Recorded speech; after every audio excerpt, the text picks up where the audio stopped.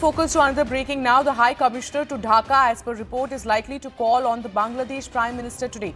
Among the agenda of their discussion would also be India's invitation. तो India के high commissioner हैं द्विवेदी साहब, जो वहाँ में बांग्लादेश के अंदर ढाका के अंदर हैं, उन्होंने मुलाकात की है तारिक साहब से और रिक्वेस्ट कर रहे हैं कि ब्रिक्स सेशन में आए, ब्रिक्स के इजलास के लिए आए। आपको क्या लगता है इंडिया बांग्लादेश, क्योंकि पाकिस्तान को एज ए कंपेटिटर देखता है India, and India should stop looking at Pakistan as a challenger या competitor. India needs to look at the region. देखिए, अगर रीजन डेवलप नहीं हो तो इंडिया भी डेवलप नहीं होगी। देखिए, आप गंदे महल में जिनकी सलाहियतें कंप्लीमेंट्री हैं, यानी एक के पास जो चीज़ है वो दूसरे के पास नहीं है, जो दूसरे के पास है वो उन दो के पास नहीं है। सऊदी अरब के पास तेल के रिजर्व्स, एनर्जी की सप्लाई, उसका अपना एक डिप्लो। दोस्तों, सितंबर के अंदर भारत में ब्रिक्स समिट होने जा रही है और इसके लिए ब्रिक्स देशों के जितने भी प्रधानमंत्री और राष्ट्रपति हैं उन सबको भारत की तरफ से न्योता गया है। पर भारत ने इस समिट में अपने पड़ोसी देशों के प्रधानमंत्री और राष्ट्रपति को भी इनवाइट किया है और खास करके बांग्लादेश और नेपाल के प्रधानमंत्री को भारत बुलाया जा रहा है। इस खबर से पाकिस्तान चिढ़ गया है। पाकिस्तान का कहना है कि हम भी तो तुम्हारे पड़ोसी हैं और हम तो सुपर पावर हैं, हमें क्यों नहीं बुलाया, भारत ने हमें भी बुलाओ। मोटिव था वो था neighbourhood first policy, one of the जो फ्रेमवर्क था जब उनका पहला इलेक्शन हुआ। तो क्या कहेंगे आज जो इंडिया के हाई कमिश्नर हैं द्विवेदी साहब, जो वहाँ में बांग्लादेश के अंदर ढाका के अंदर हैं, उन्होंने मुलाकात की है तारिक साहब से और रिक्वेस्ट कर रहे हैं कि ब्रिक्स सेशन में आए, ब्रिक्स के इजलास के लिए आए। आपको क्या लगता है इंडिया बांग्लादेश ताल्लुकात कहाँ खराब हैं?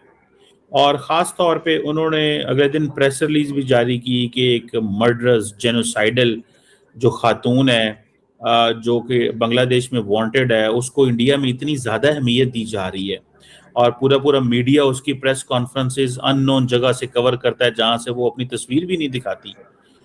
तो what do you make of that? Request कर रहे हैं बांग्लादेश की गवर्नमेंट से कि आए, क्योंकि पहले तो हसीना वाजिद होती थी, वो आ जाती थी। कैसे देखते हैं नेबरहुड फर्स्ट पॉलिसी कोलैप्स कर गई है? और जस्ट एक पॉइंट ऐड करूं कि नेपाल के साथ मामलात खराब है, वहां पे भी आज सफीर साहब जो हैं इंडिया के, वो नेपाल के प्राइम मिनिस्टर बालन शाह साहब से मिले हैं। तो करण साहब, जस्ट ये इंक्वायरी है, इसमें just we want to understand. बहुत अच्छी बात है, अंडरस्टैंड करना भी चाहिए, क्योंकि जैसे इंडिया की पॉलिसी है neighbourhood, good relation, look east, ये सारी चीजें जो हैं, अगर आप इंटरेस्ट ले रहे हैं तो ये एक अच्छी बात है। दैट शोज कि पाकिस्तान के थिंक टैंक्स भी एक बड़े लेवल पर सोच रहे हैं कि जहां engagement within the region की इंपॉर्टेंस क्या है, which is a very good start by you. अब आपकी बात जो आपने कहा है कि रिक्वेस्ट कर रहे हैं, लेट मी टेल यू, जिसको आप रिक्वेस्ट कहते हैं, हमारे यहाँ इसको इज्जत बोलते हैं, इसको ऑनर बोलते हैं। कि हम एक प्राइम मिनिस्टर को जब इनवाइट करते हैं तो हमारा एम्बेसडर जाकर उनको बताता है कि आपके लिए एक स्पेशल ऑनर है ये, कि ब्रिक्स समिट में सितंबर में आप आइए, उसमें शरीक करिए। और वहां पर आकर, क्योंकि जहां आप देखेंगे 7 कंट्रीज के और प्राइम मिनिस्टर और भी प्रेसिडेंट आ रहे हों और जो इन्वाइटेड अदर प्रेसिडेंट्स आ रहे हों, एक ही फोरम से आपको तकरीबन 10 से 15 कंट्रीज के बीच का जो कनेक्ट है वो आपको मिलता है। और हमारी हमेशा से इंटेंशन रही है कि we should always promote Bangladesh in the world forums, जो कि ऑटोमेटिकली प्रूव भी होता है। क्योंकि पाकिस्तान को एज ए कंपेटिटर देखता है India, and India should stop looking at Pakistan as a challenger या competitor. India needs to look at the region. देखिए, अगर रीजन डेवलप नहीं हो तो इंडिया भी डेवलप नहीं होगी। देखिए, आप गंदे महल नहीं बना सकते, वो अंबानी ने बना ली जाके वहाँ पर, but it's a different thing. आपके घर बना लिया आपने, घर रोडे नहीं है घर के लिए जाने के लिए, फिर क्या करोगे आप, राइट? घर के बाहर निकल गए, डर्टी स्मेलिंग पॉन्ड्स, ये गंदगी। So it's that means you might be living in a nice house but the neighbourhood is very ugly, under develop. तो इसलिए भी देखिए, आप जापान का अगर मॉडल लेके देखें आप, तो जापान जब तरक्की किया उसको डव मॉडल कहते हैं, कि आप आगे हैं और बाकी सारे पीछे आपके साथ डेवलप हो रहे हैं। तो जापान के साथ साउथ कोरिया, ताइवान और वो सारे डेवलप होने लगे। जो अर्ली एशियन टाइगर्स थे, सिंगापुर, हांगकांग, ये चारों मुल्क डेवलप्ड विद जापान। फिर उसके बाद जब चाइना डेवलप होने लगा तो चाइना के साथ वियतनाम, मलेशिया, इंडोनेशिया, थाईलैंड, ये सारे के सारे started developing because of China.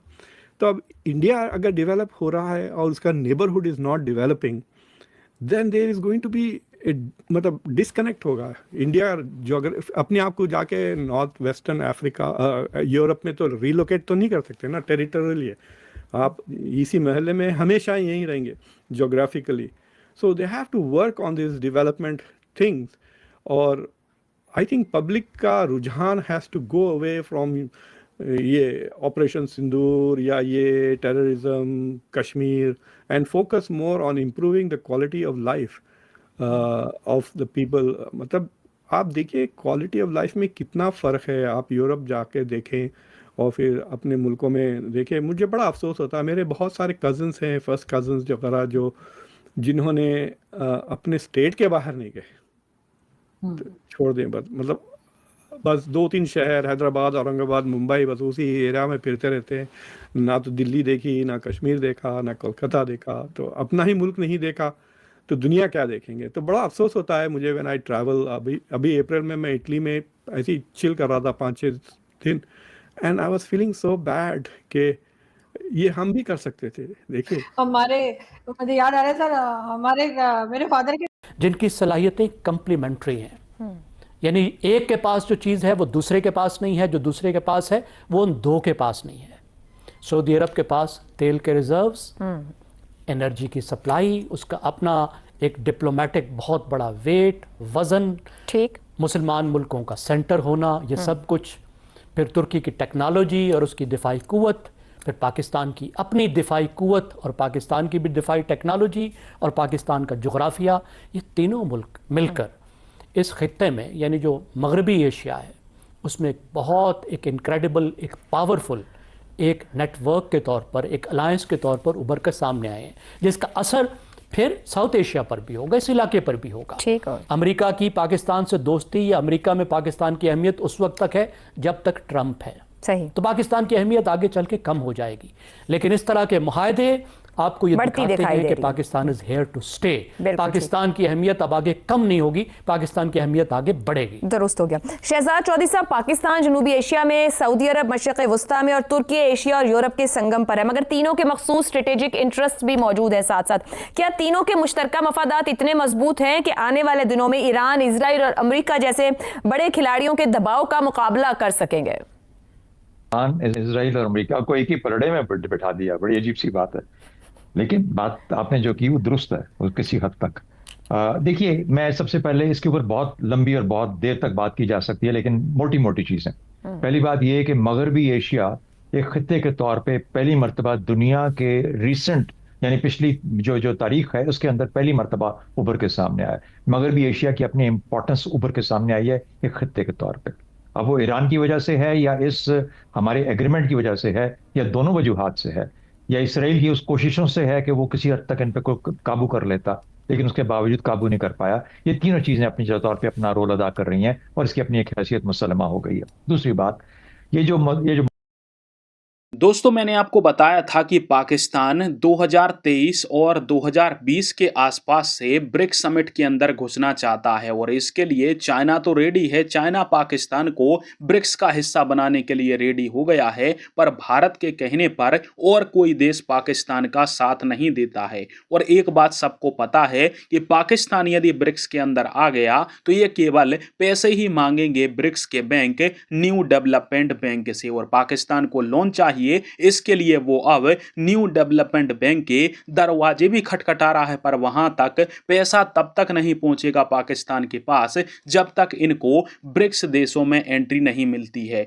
और पाकिस्तान को इस बात से बड़ी मिर्ची लगती है कि चीन चाहता है कि पाकिस्तान ब्रिक्स का हिस्सा बन जाए, पर भारत उसको बनने नहीं देता है। और पाकिस्तान के घाव के ऊपर भारत ने नमक तब छिड़क दिया जब ब्रिक्स के लिए, ब्रिक्स के सारे देशों को तो भारत ने इनवाइट किया, पर भारत अपने पड़ोसी देशों को भी बुला रहा है, पर पाकिस्तान को न्योता भारत ने नहीं भेजा है, जिससे पाकिस्तान आग बबूला है। इनका कहना है कि हम तो अमेरिका और ईरान की वॉर तक रुकवा देते हैं, हम सुपर पावर हैं, भारत हमें इस मीटिंग में क्यों नहीं बुला रहा है। तो भैया हमें इस मीटिंग में भिखारियों की जरूरत नहीं है, क्योंकि शहबाज यदि इस मीटिंग में आ भी गया तो मांगेगा वो यहाँ पर भीख ही, कहेगा कि हमारे यहाँ पर बाढ़ आ गई, प्राकृतिक आपदाएं आए हैं, इतनी बड़ी मंच है, अंतरराष्ट्रीय मंच है ब्रिक्स से, तो उसके मंच से शहबाज भीख मांगा, इसलिए हमारे मंच की जो एक प्रकार से कहें बेइज्जती हो जाएगी, और इसलिए भारत इस मंच में पाकिस्तान को एंट्री नहीं देना चाहता। इससे पाकिस्तानी चिढ़ गए हैं और भारत को भला बुरा बोल रहे।